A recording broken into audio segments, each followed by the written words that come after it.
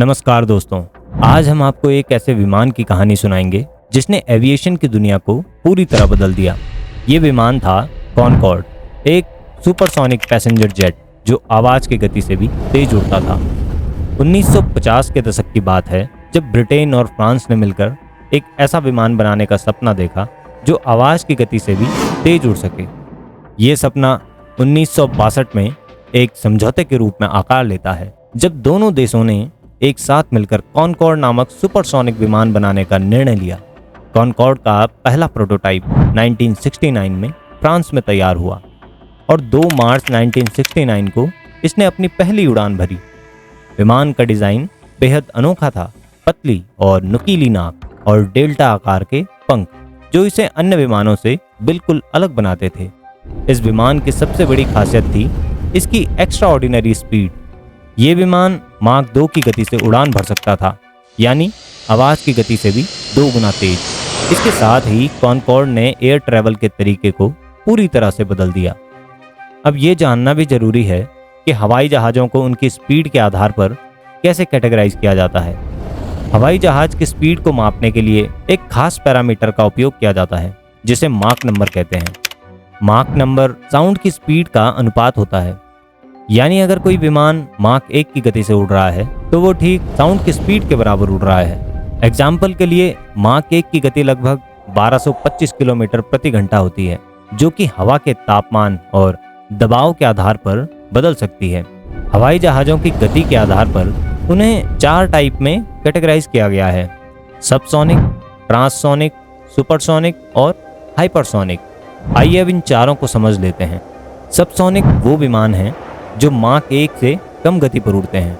ये कैटेगरी लगभग सभी कॉमर्शियल फ्लाइट्स की हैं, जैसे कि बोइंग 747 और एयरबस A380।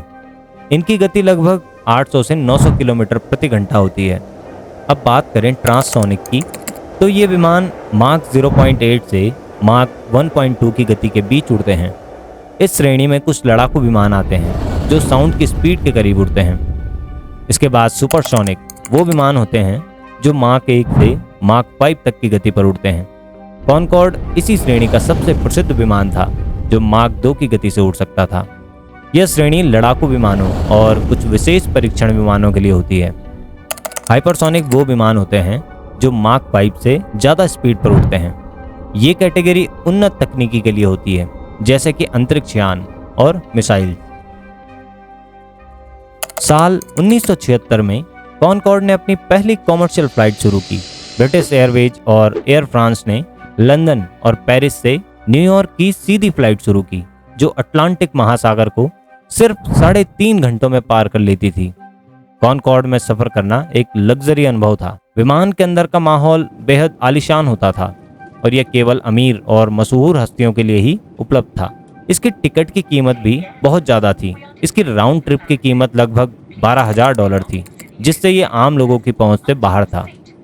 कॉनकॉर्ड की डीलक्स सुविधाएं और उसकी स्पीड ने इसे एक प्रतीक बना दिया था जो दुनिया भर में आकर्षण का केंद्र बन गया था।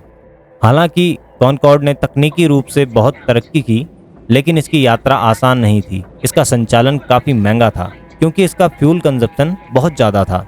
साथ ही इसकी तेज स्पीड के कारण सोनिक बूम उत्पन्न होता था जो ज़मीन पर काफ़ी तेज साउंड करता था। इस वजह से कॉनकॉर्ड को ज़्यादातर समय समुद्र के ऊपर ही उड़ाया जाता था, जिससे इसके रूट सीमित हो गए थे।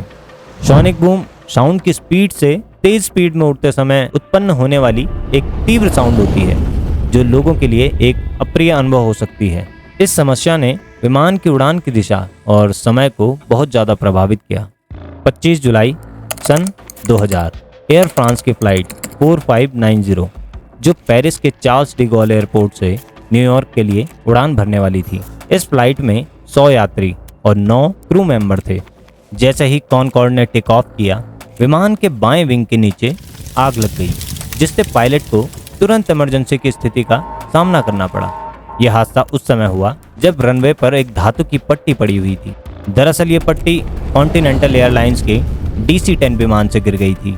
जब कॉनकॉर्ड का बायां लैंडिंग गियर इस पट्टी से टकराया तो इसके टायर में धमाका हो गया।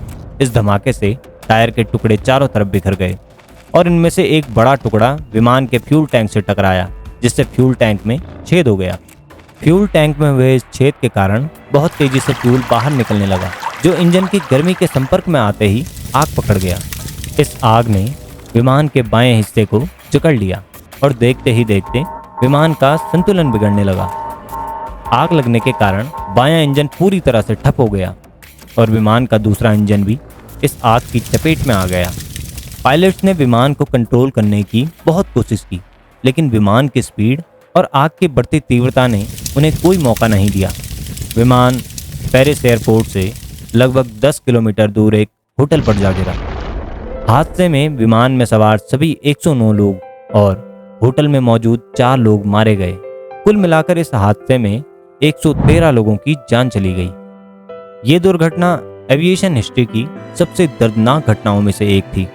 कॉनकॉर्ड, जो अपने वक्त का सबसे उन्नत और सुरक्षित विमान माना जाता था, अचानक एक बड़े हादसे का शिकार हो गया। इस दुर्घटना ने न केवल एयर फ्रांस बल्कि पूरी दुनिया को हिला दिया। इस हादसे के बाद कॉनकॉर्ड की उड़ानों को अस्थायी रूप से रोक दिया गया और विमानों की सुरक्षा पर गंभीर सवाल उठे। इसके बाद की जांच में पाया गया कि धातु की पट्टी का रनवे पर पड़े होने से यह दुर्घटना हुई थी। इसके बाद सुरक्षा उपायों को और सख्त किया गया, लेकिन इस हादसे ने कॉनकॉर्ड के भविष्य पर गहरा असर डाला। 2003 में आर्थिक समस्याओं और उच्च संचालन लागत के कारण दोनों एयरलाइंस ने कॉनकॉर्ड की उड़ानों को स्थायी रूप से बंद करने का निर्णय लिया।